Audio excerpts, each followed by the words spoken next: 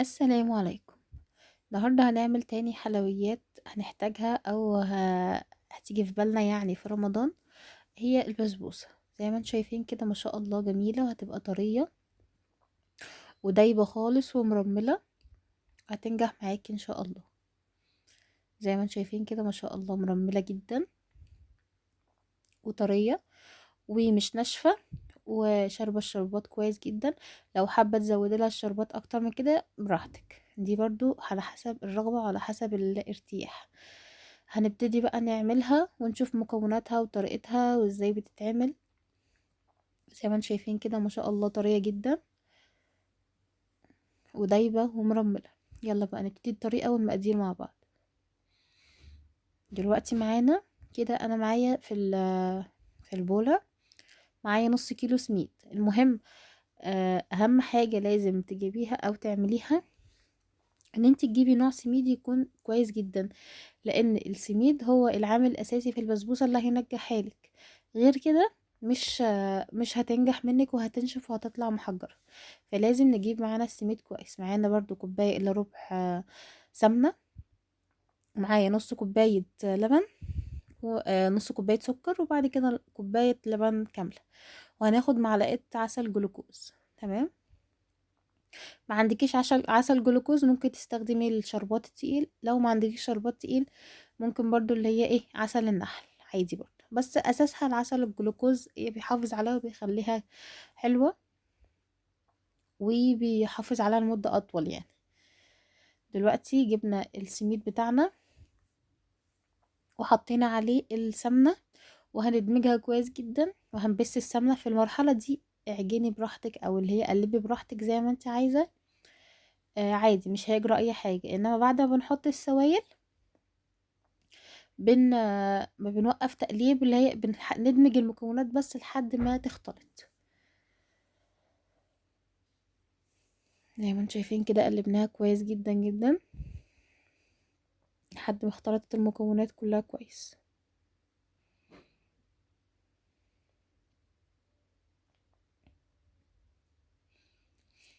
دلوقتي معانا اللبن والسمنة، اللبن والسكر والعسل الجلوكوز، انا دوبتهم على النار مع بعض كده، مش سخنتهم، لا انا دفيتهم بس على النار لحد ما المكونات اللي هي السكر والعسل الجلوكوز دابوا معايا خالص.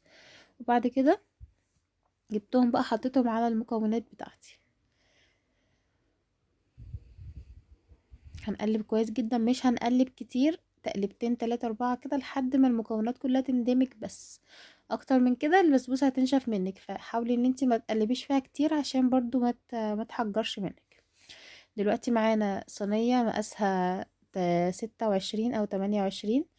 يفضل ان انتي تعمليها في صينية اكبر من كده، يعني انا عاملة في صينية 26، طلعت مني تخينة شوية. انما يفضل انها تتعمل في صينية اكبر من كده، انا ما عنديش اكبر من كده فعملتها في دي عادي ما فيهاش اي مشكله، بس هتطلع تخينه شويه. انما لو انت عايزاها اللي هي يكون سمكها رفيع او سمكها اللي هو يعتبر حلو، تعمليها في صينيه مقاس 30. او ممكن تعمليها في اللي هي الصينيه الوسط المستطيله، في الصواني ال- المستطيله اللي هما التلاتة مع بعض عادي. بس احنا برضو بنصرف نفسنا يعني ما فيهاش اي مشكله، مش هيجرى اي حاجه. ممكن برضو في الصواني اللي هي المدوره برضو ممكن نعمل فيها عادي، مش لازم صينيه اللي هي حافتها قصيره. بعد ما انتم شايفين كده انا فردتها ودبيتها دبتين على الارض كده، او على الترابيزه او على الرخامه اللي معانا. بعد ما سويناها كويس جدا وسويت السطح، يعني دبيتها دبتين كده على الرخامه او على الترابيزه او اي حاجه تكون مسطحه، هي هتستوي لوحدها، او اللي هي هتنتظم لوحدها يعني من غير ما انت تستخدمي ايدك او اي حاجه. بعد كده قطعتها، حابة تقطعيها مفيش مشكلة، مش حابة برضو عادي مش هيجرى اي حاجة. بس برضو ليه التقطيعة بتساعد ان التسوية تكون حلوة جدا في الفرن. انما لو ما تقطعتش برضو مش هيجرى اي حاجة، هي بتساعد في التسوية بس مش اكتر. وبتحدد لنا القطع اللي احنا هنعملها.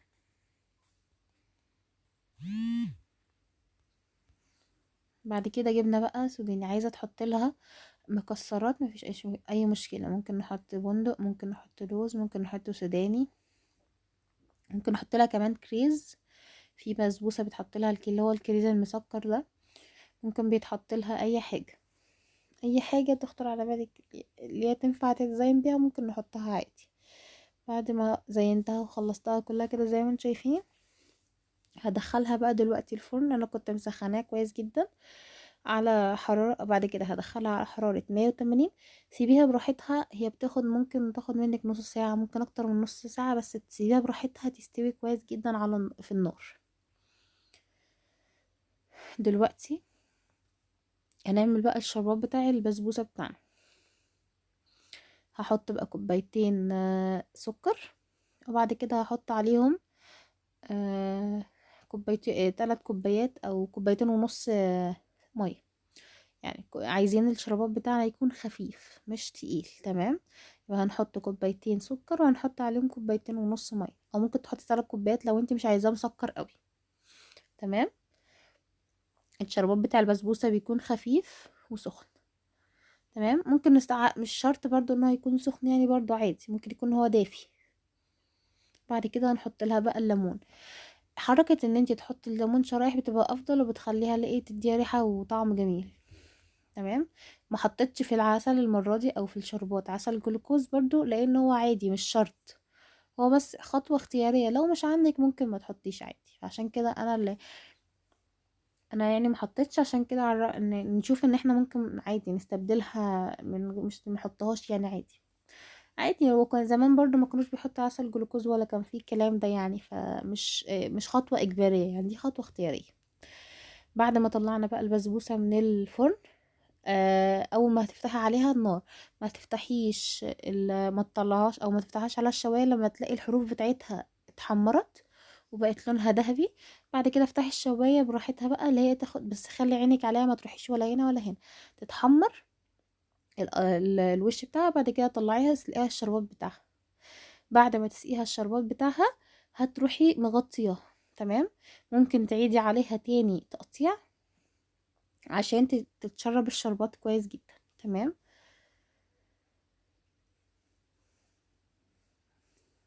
قطعت تاني اهي، وحتى شايفين انها بتدخن، آه اللي هي اللي بتطلع بخار يعني، تمام.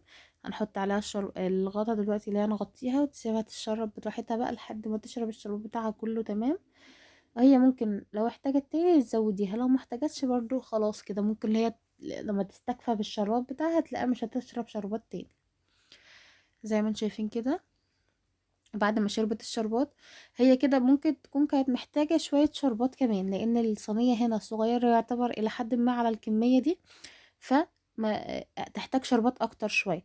انما بس هي ما شاء الله جميلة ومرملة وشاربة شربات حلو يعني، بس لو احنا عايزينها نزود لها شربات اكتر مش هيبقى فيها مشكلة عادي. الش- البسبوسة ما شاء الله مرملة جدا وطرية، والشربات بتاعها مش تقيل. اهم حاجة بس ان احنا اول ما بنطلعها من الفرن بنسقيها بالشربات على طول. الشربات بتاعنا لو احنا عملناه وبرد روحي مسخنينه تاني قبل ما نسقي الشربات، قبل ما نسقي البسبوسة، تمام. لو عجبكم الفيديو بقى متنسوش الاشتراك وتحطوا لي لايك، والسلام عليكم ورحمة الله وبركاته.